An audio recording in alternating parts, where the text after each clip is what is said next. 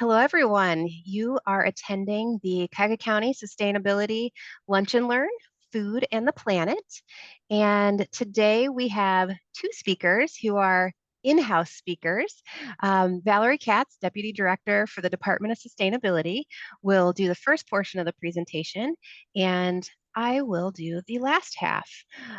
Just some housekeeping tips as we are going through the presentation. Please use the Q&A function to type in your questions, and we'll also have time at the end to address any questions that aren't answered, live typed in.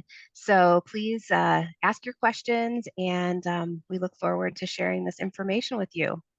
So with that, I'd like to introduce Valerie Katz. As I mentioned, she is the Deputy Director of the Sustainability Department, and I want to give her just a little shout out because she was the lead on an incredible EPA grant that is bringing $129 million to the county and beyond, actually. So Valerie's a bit of a superstar right now. So Valerie, take it away on a different topic. Oh, wow. Well, thank you, Catherine. I appreciate that. Yeah, that grant was a little bit of a surprise to us, so we're still in a little bit of shock. But today we're talking about a topic that's completely different. Today we're going to be discussing a topic with very important environmental implications, and this is the topic of how agriculture, and in particular animal agriculture, impacts our environment. This is a topic which admittedly sometimes gets overlooked within the realm of sustainability and environmental activism. But again, it's a topic that's incredibly impactful with regard to ecosystems, with regard to climate, with regard to human health, and with regard to the health of our planet. So I want to start the conversation by having everybody on the call kind of think about an image of a farm. Think about the word farm. Think about what scenery comes to mind. Think about what images kind of come to mind. Now, for many of us, when we think about a farm, we might think about an image that looks like this. We might imagine a red barn. We might imagine green pastures. We might imagine animals that are in the yard and in the field, and we might imagine a diversity of animals. And these images might come to us from maybe books that we read as children, maybe pictures that we see on food packages in grocery stores, or maybe from our own experiences with maybe, say, a family farm. Now, if we were to travel back in time to maybe the turn of the 20th century, a time when the majority of our population were farmers, many farms did look like this. If we were to drive through the countryside 100 years ago, we would see those red barns, we would see a diversity of crops, we would see a diversity of animals, and we would see animals roaming outside. And just to give everybody a little bit of history, in the early 1900s, more than 50% of the people in the US were farmers. So the majority of these people were living on small family farms, and they were growing just enough food to feed their own families and maybe on average feed a few other families. Today, less than 1% of our population farms. So we've seen a dramatic change in our agricultural economy, in the structure of how we farm in a relatively short amount of time. And just to give you a little more perspective, today, 2 companies control 60% of the US seed market for corn and for soybean. 4 companies control 49% of pork production in the United States, and 4 companies control 56% of chicken production in the US. And all of this has important environmental, human health, and ethical implications. So how are things different today? Well, for one, the farms themselves look much different. This is what the industry refers to as a concentrated animal feed operation, or a CAFO. And you can see that this image looks very different from the image that we were looking at a few minutes ago. You can see we no longer have those green pastures. We've got these long windowless buildings. We've got that thing in the back that kind of looks like a pond, but isn't really a pond, and we'll touch on that momentarily. But probably most dramatically is we don't see any animals, and that's because all of the animals have been moved inside, and we no longer see a diversity of animals. So on a typical CAFO farm today, we will only see one species of animal. And we see many, many, many animals all housed on the same farm. So it's not uncommon to have tens of thousands or even hundreds of thousands of animals all housed in the same place. And if we were to drive through the country today, we would still see some smaller farms that are representative of what we saw 100 years ago. But if we were to drive through an area that's highly agricultural, especially an area focused on animal agriculture, the farms today would look more like this. And much of this transition really occurred after World War II, when all of the innovations and technology that emerged from the war started to be applied to industry as well as to agriculture. So we saw increased mechanization, we saw increased consolidation, we saw people moving from the countryside into the cities. We saw increasing consolidation, and over the course of the 20th century, these farms just kept getting bigger. Now, in order to understand the environmental, the human health, and the ethical implications of all of this, it is helpful to understand what goes on inside these farms. I have just a couple of images. If you are, sensitive to animals, these images can be a little bit hard to look at, but these images are typical of what is common inside a CAFO today. So these images were taken from inside typical egg-producing CAFOs. So as you can see, there are rows of cages with chickens stacked on top of each other in rows really as far as the eye can see. Federal regulation requires that each bird have about as much space as a single sheet of notebook paper. So we see several birds housed together in a single cage, and everything is highly mechanized. So the eggs are laid by the birds, they drop down into maybe a collecting tray, or more often a conveyor belt where they're carried away. So the birds are left unattended, or can be left unattended for long periods of time, regardless of their physical state, regardless of their health. You can see the overcrowding in these farms. You can imagine the waste issues with so many animals housed in one place. You can imagine the air quality. You can imagine the smell. In this picture, you can see that these birds have been debeaked. This is typical industry practice that happens when the birds are chicks. And this is because their tendency in these crowded conditions is to fight with one another because they are territorial. That's their nature. So by debeaking them, the industry is preventing them from harming one another in these cramped, crowded conditions. According to the U.S. Department of Agriculture, a medium-sized chicken CAFO houses between 37,500 and 125,000 animals. That's a medium-sized CAFO, so a large CAFO would house over 125,000 animals. And we see similar crowded conditions in other types of CAFOs as well. So these images were taken inside a typical hog CAFO, and we can see that hogs that are raised for food are kept in similar overcrowded conditions. The picture here on the right shows what the industry refers to as a gestation crate. And this is where the pregnant sows are kept so that when they give birth, the piglets aren't harmed because they could be injured if they were born inside these holding pens. Once the piglets are born, the mothers are moved to what the industry refers to as a farrowing crate, which is pretty much the same setup, but there's a little bit more room on the other side of the bar in order for the piglets to nurse until they're big enough to be moved into pens like this. And these are really just examples. Other farmed animals experience similar kinds of conditions as well. And it is important to know that the majority of animals that are raised for food in our country are kept in or raised in factory farmed conditions in these kinds of operations. So according to the USDA, 99% of chickens, more than 90% of pigs, and 78% of beef cows in the US are raised in animal factory operations. And a lot has been written about this. So Michael Pollan, in his book, The Omnivore's Dilemma, wrote about the environmental and the human health implications of factory farming. Jane Goodall, in her book, Harvest for Hope, She also wrote about the environmental implications as well as the ethical implications of animal agriculture today. And if you're new to this topic, these books, I do recommend both of these books. They really give a good overview of the industry, of the environmental implications, of the human health implications, of the ethical implications. And we've seen a lot of news articles as well as journal articles published about this topic in recent years. So this was a recent PBS News article that talked about the environmental implications of factory farming.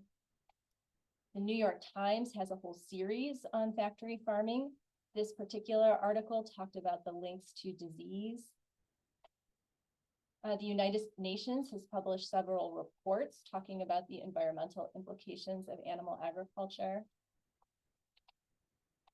And we're seeing more and more reports describing how animal agriculture and factory farming is linked to climate change. So I'm going to talk about some of these topics, and I'm going to start with this one right in the middle, and I'm going to talk about the links to disease. So you can imagine that in these dirty, overcrowded conditions, diseases that wouldn't normally spread amongst pasture-raised animals will spread like wildfire amongst these factory farmed animals. So on average, 20,000 people each year contract E. coli, with ground beef being the most common contaminated food source. An approximate 2 million people become ill from salmonella, which can contaminate beef, poultry, eggs, and has actually been found on vegetables grown near factory farms. And then another 2 million people become sick from Campylobacter, with studies showing that chickens and turkeys are the usual sources, and these are typically contaminated when they leave the processing plant. So then the question becomes, well, what does the industry do to try to combat this? What does the industry do to try to curb the spread of disease? Well, the answer is they prophylactically treat the animals with antibiotics. So they will lace the animal feed with antibiotics to try to prevent the animals themselves from getting sick. Today, roughly 80% of the antibiotics that are used in our country are used in animal agriculture, with 20% being used in human medicine. And studies tell us that there is a direct connection between the antibiotic use on factory farms and the growth and spread of disease-resistant bacteria, both in non-human animals as well as in humans. Another major issue is the amount of pollution that factory farms generate. So with thousands of animals being housed in one place, you can imagine that waste becomes a major challenge. On a typical hog farm, the waste that's produced inside the buildings will be pumped underground to these outdoor holding pits. And this is what the industry refers to as a manure lagoon. So the waste is pumped into these lagoons, and it can be held here for months at a time before it's finally disposed of. And as it's being held in these lagoons, it's releasing toxic gases such as ammonia, hydrogen sulfide, and volatile organic compounds. And this becomes a real problem for the people who work on these farms and have to breathe in this air. But it also becomes a real problem for the people who live in the communities near these operations. And in fact, Duke University conducted a recent study in which they found that communities living near large numbers of hog farms have elevated risks of emergency room visits, hospitalization, and even death due to problems related to kidney disease, anemia, and infection. And the study also found a greater risk of infant mortality and infant death amongst people living in communities near these kinds of operations. And ultimately, the contents of these lagoons can find its way into the environment, and often does when they periodically overflow. So this picture was taken after an extreme weather event, after a hurricane. But also, oftentimes the way this gets disposed of is that it is spread onto farmlands, but it's spread onto farmlands in excess amounts. So we see excess amounts of nitrogen, we see excess amounts of ammonia making their way into the environment. And these excess nutrients can leach into our surface water and into our groundwater, where they ultimately cause harmful algal blooms. So our inclination might be to say, well, let's return to this. Let's return to this idea of the small family farm to combat some of these problems. And will this type of farming certainly solve some of our problems? It certainly solves the overcrowding problem. It certainly solves the concentrated waste problem. It definitely solves, or at least helps, the disease problem.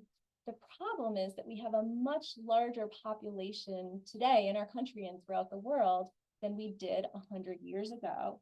And the more that our growing population consumes a diet that is heavy in animal products, the more resources will be needed, and the more we'll see the environment impacted.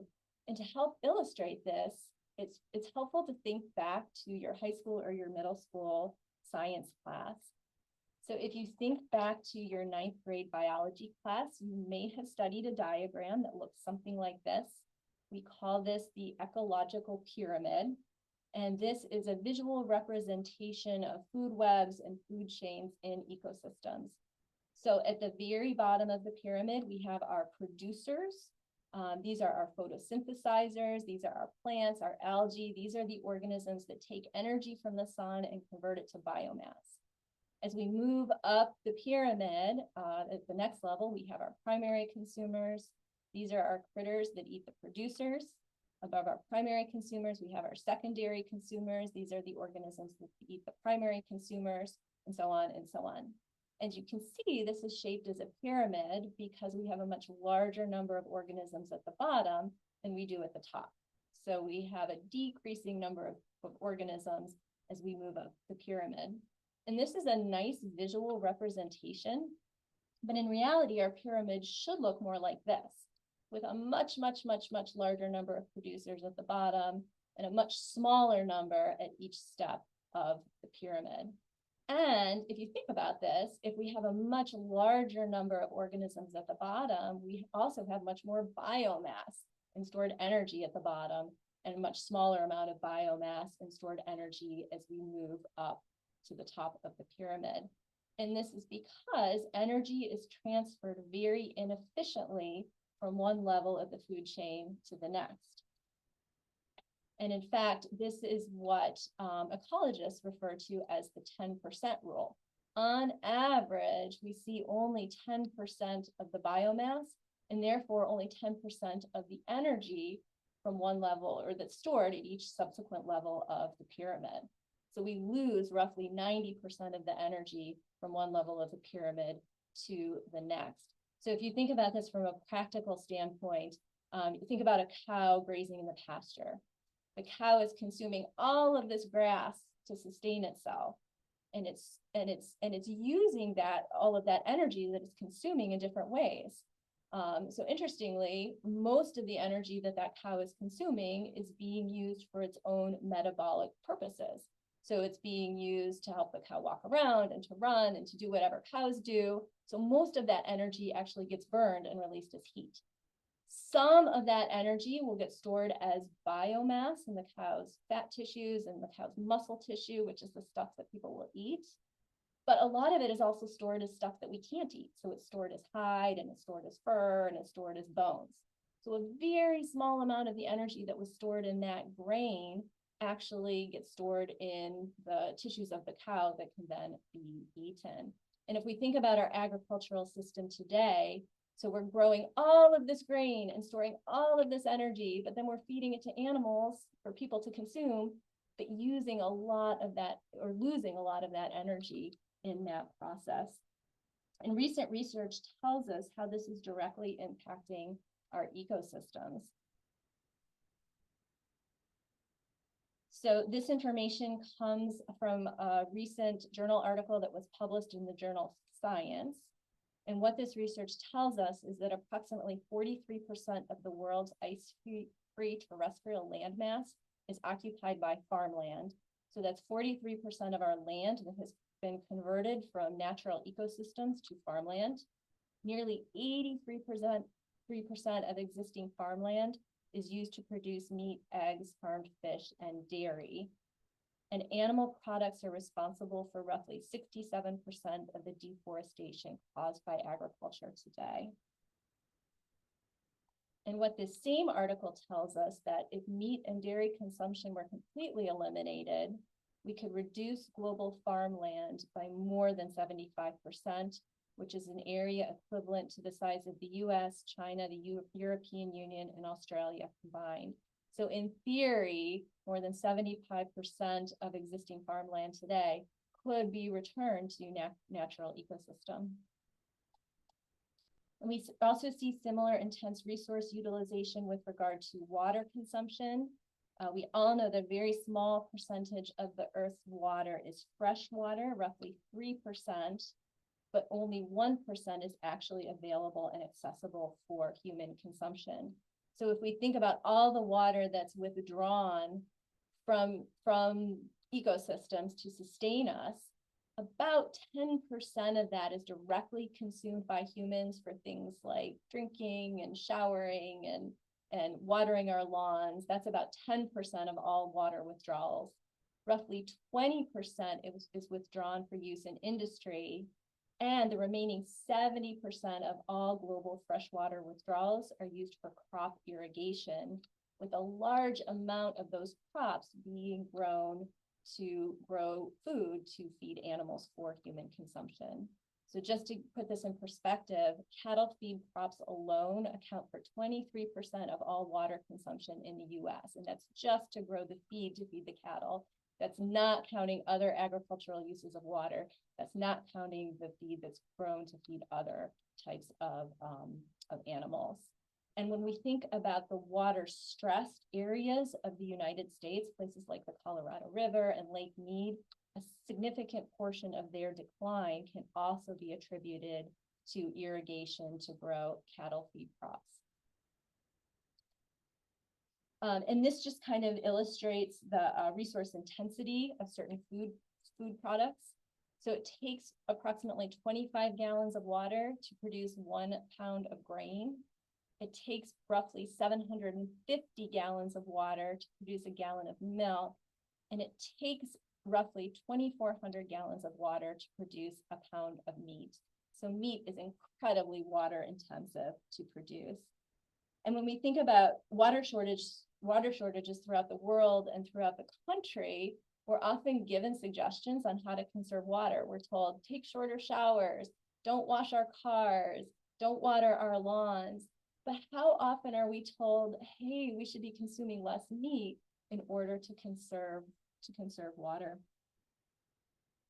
And last but not least are the connections to climate change. So in 2013, the United Nations published a report and reported that animal agriculture is responsible for almost 15% of all emissions globally.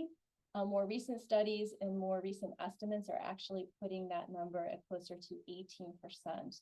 And this is more emissions than we see coming from all of the fuel burned by all of the world's transportation vehicles combined. And there are a number of reasons that animal agriculture is a significant source of greenhouse gas emissions. But the top 3 are because of enteric fermentation or digestive processes in cattle, the loss of carbon stored in forests and soil, so land degradation, and then the fossil fuels that are burned to produce the fertilizer for feed production. So before I turn this over to Catherine, who's going to talk about how we can know whether or not we're making conscious choices, I want to leave you with this quote. And this is a quote by Michael Pollan, who tells us, eat food, not too much, mostly plants. That, more or less, is the short answer to the supposedly incredibly complicated and confusing question of what we humans should do or should eat in order to be maximally healthy. And I would add to this, in order for our environment to be maximally healthy. All right, Catherine. Okay, great. Thanks, Valerie. So I am going to transition our conversation to mindful consumption. So what does that look like? First, I think you could assert from Valerie's presentation that one of the things we can do is simply eat less meat. And so the concept, Meatless Monday, was actually started at Johns Hopkins Center for a Livable Future. And it's got a website. So all of the information I'll be presenting, including this one, will have a resource link for it.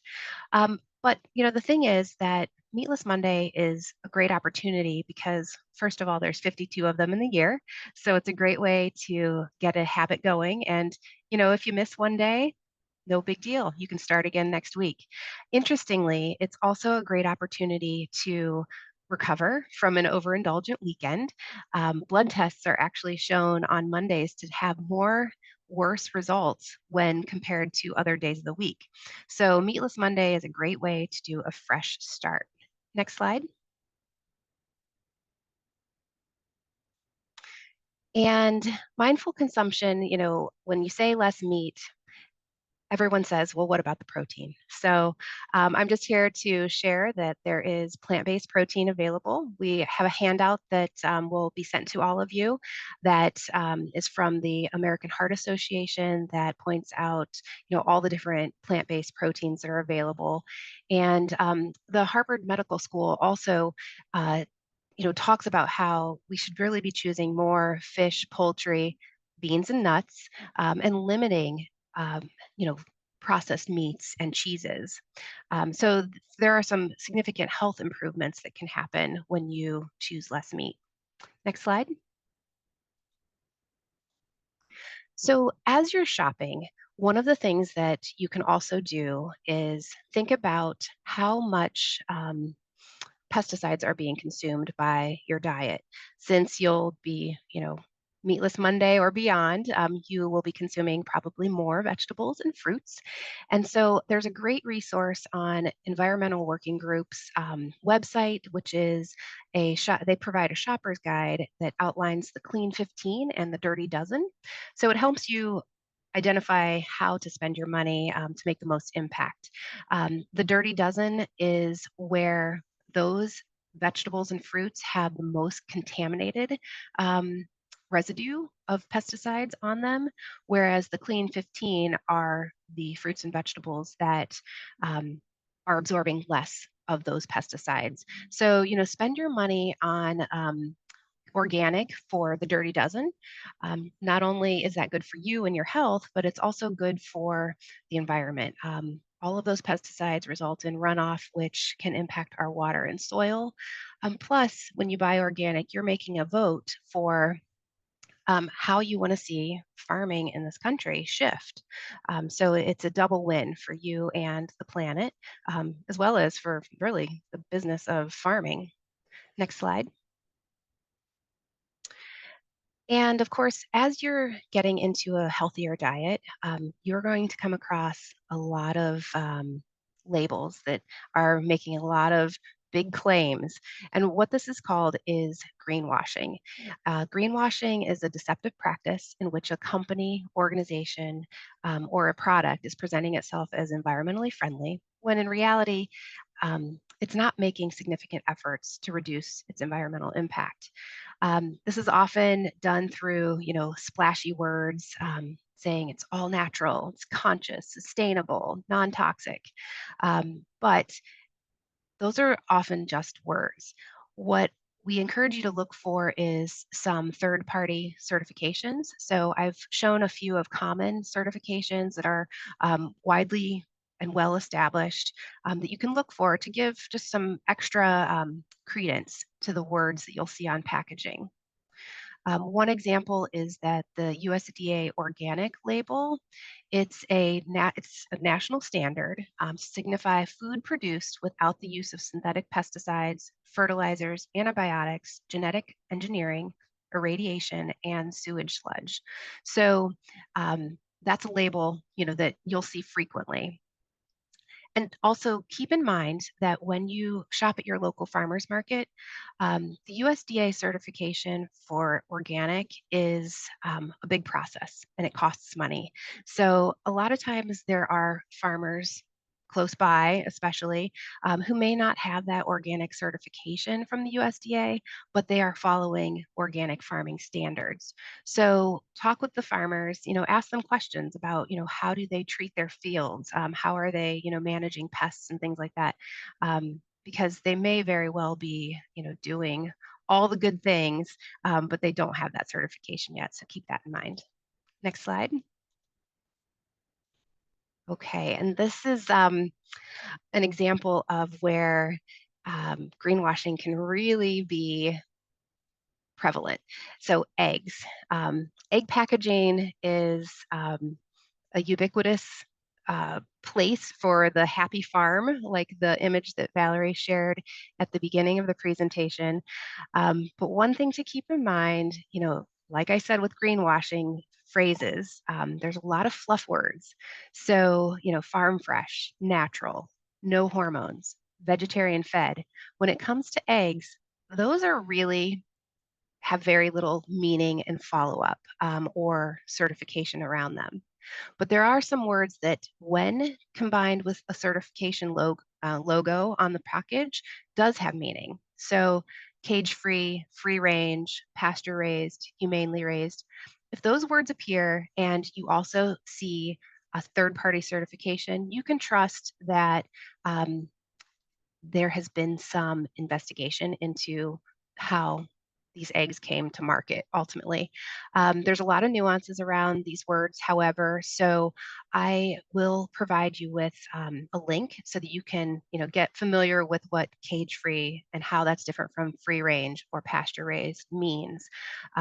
But just know that, you know, none of these things are perfect in terms of knowing exactly what's happening in the fields or in the you know the barn where the hens are.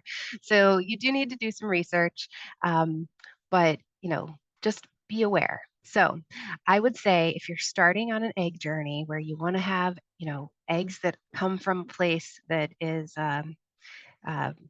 I guess higher quality would be the word, start with avoiding plastic and styrofoam packaging. Buy local if you can. So shop at your local farmer's market, and then get to know that farmer. Find out, how they raise their hens. And sometimes your farmer will actually have days where they encourage their customers to visit, which is really fun. Next slide. So shifting the mindful consumption topic a little bit to the packaging. So packaging has really taken off and evolved since the 1930s, when cling wrap was brought to market in 1933, so typically known as saran wrap. Um, and it was in 1948, that's when we really saw that companies were marketing a lot more plastics to housewives. Reason for that is that after World War II, plastics manufacturers needed to find another market. They were using a lot of plastics during the war effort, including nylon, and so they needed to find this new market. So who better than the housewives who were just working in the factories and have now returned home? Plastics were dubbed the thing that makes your life easier. In 1955, in fact, there was a cover on Life magazine that highlights throwaway living, disposable items, cut down on household chores. So when you fast forward to today, you can see all of those products that were, new and flashy at the time, but there was never a conversation around, where is the away? So the away, of course, we know is landfills. Next slide.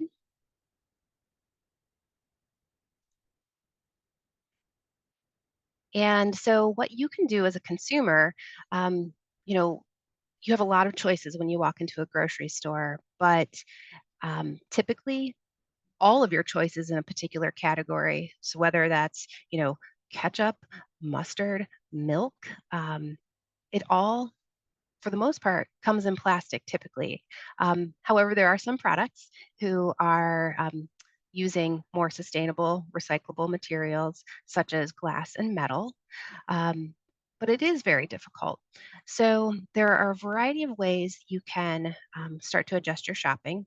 One is just look for those options, when you're looking at the shelf.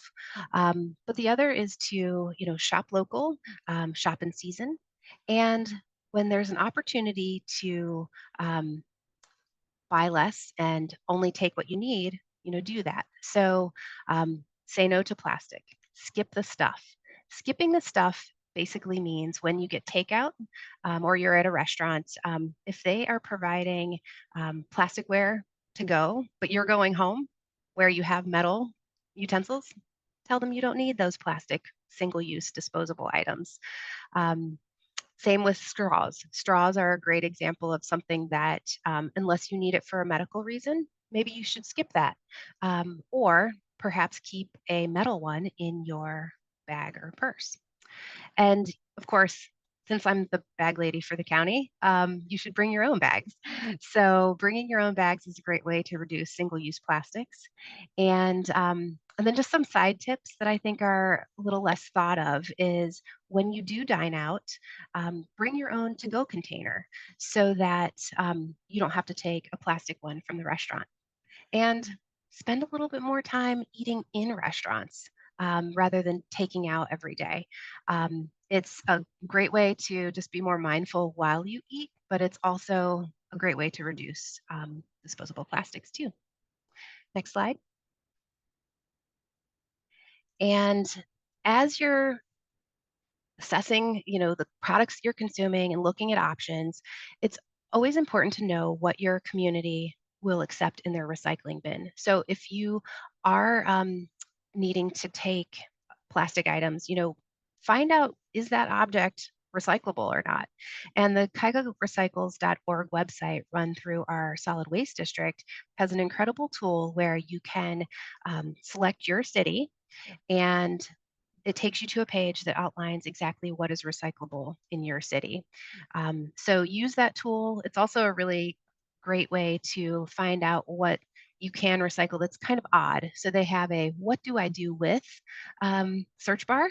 So you can put anything in there. It could be, clothing, shoes, old televisions, batteries, things like that. But it's a great tool. So highly recommend you checking that out. Next slide. And as you're looking at all the things that are coming into your home relative to food, there are a couple great ways where you can manage food waste on your own property through composting, or you can work with a service like what is offered by Rust Belt Riders.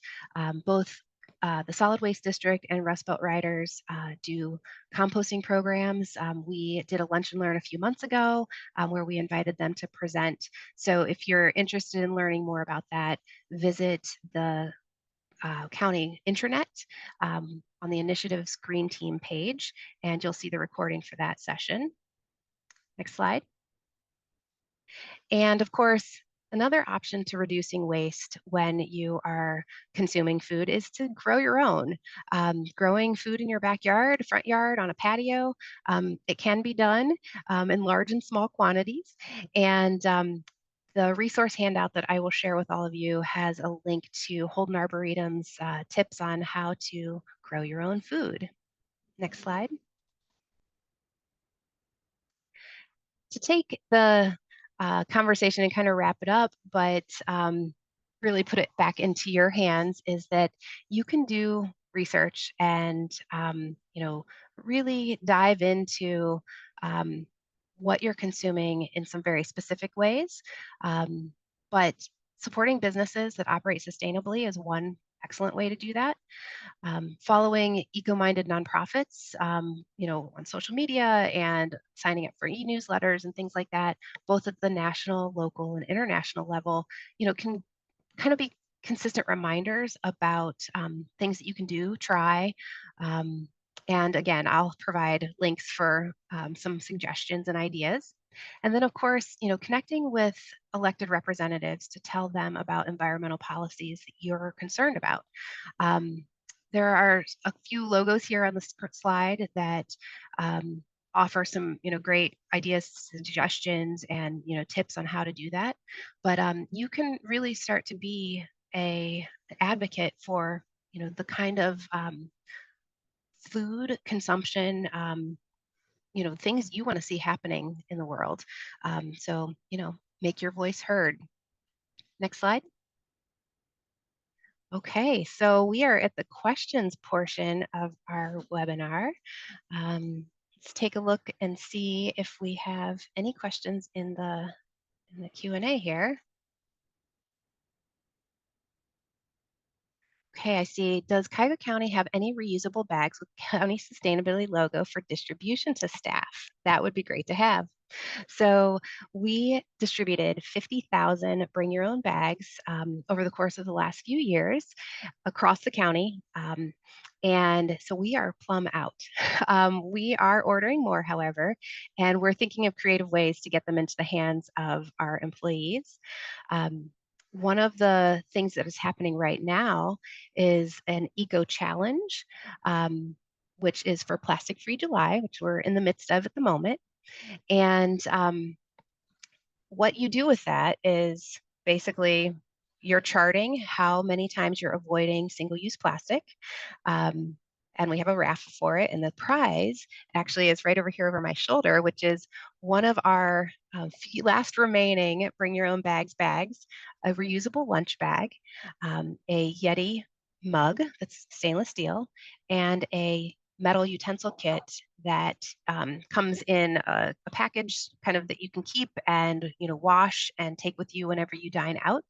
So if you're interested in getting your hands on those items, you can enter our raffle for these last few days of Plastic Free July. And it's also part of our wellness program. There is an eco challenge too. So all of those folks who are in that program can enter to win the raffle as well. So any other questions? I don't see any more in the Q&A, but if someone would like to, raise your hand, I can give you an opportunity to speak live.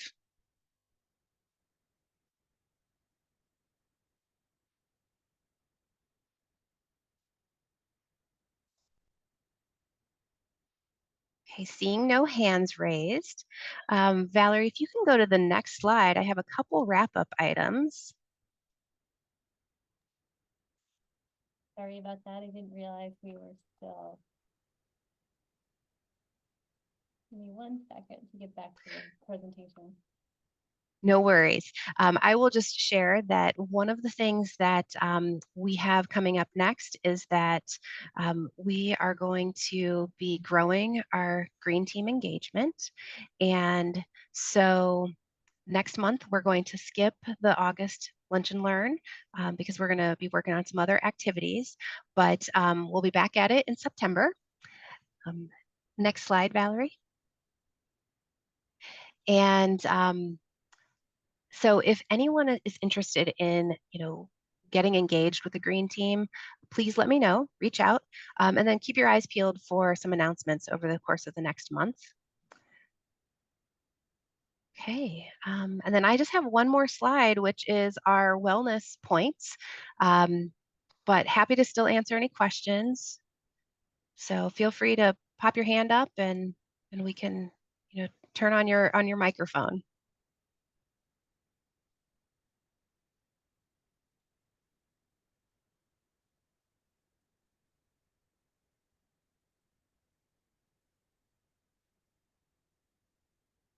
Okay, well, seeing no, we have a raised hand. Okay, Rebecca, I'm going to allow you to talk. Oh, uh-oh, the hand went down. Not sure if I should click or not. I'll give you an opportunity just to jump in if you'd like. Okay, go ahead, Rebecca. Oh, can you hear me? I don't have the fanciest computer. I did put in a couple questions. It's fine. Like, again, I don't have the fanciest computer. As a person on the disability spectrum, if you will, how can one get involved? I would like to talk to you further. I hope to send one of you, am I speaking too loudly? One thing. No, you're perfect. Thank you. Okay. And I'm not leaving work, but I'm working on behind the scenes some civic projects involving environmentalism and art and different things. But like, I would like to have conversations with you too. Okay, we've lost you, Rebecca, but I would be happy to meet with you and talk about, whatever topics you're interested in relative to sustainability. Let me see if I can get you back. Okay, Rebecca, you can speak again. Like I said, I just want to like eventually share some ideas. I'm not trying to be long-winded, but like hopefully we can like continue our conversation. Mhm. Yes, I would love that. That would be fantastic. I have your email address, so I will reach out to you and we'll get something scheduled.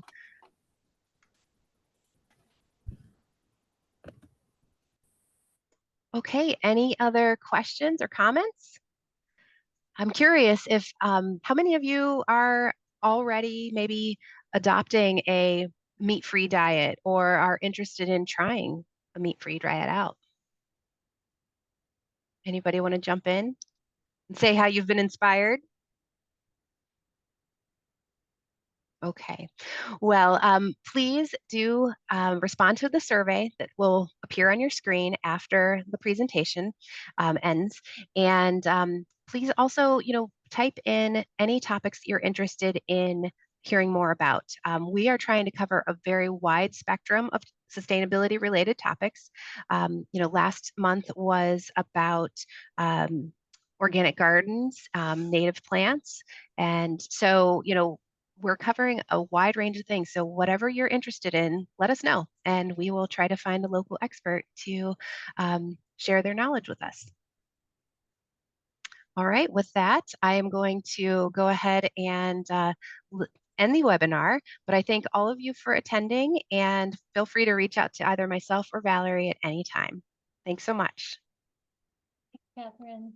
Thank you, Valerie.